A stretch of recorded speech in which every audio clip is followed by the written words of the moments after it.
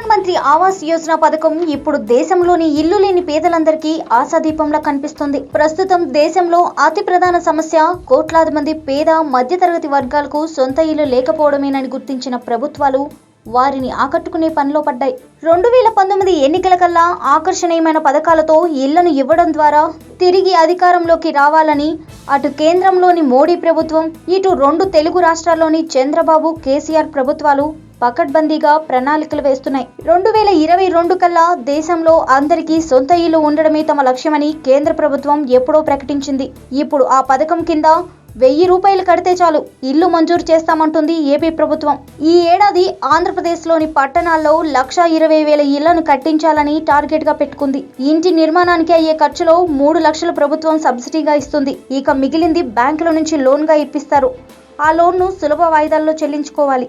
అందుకే త్వరపడండి మరి.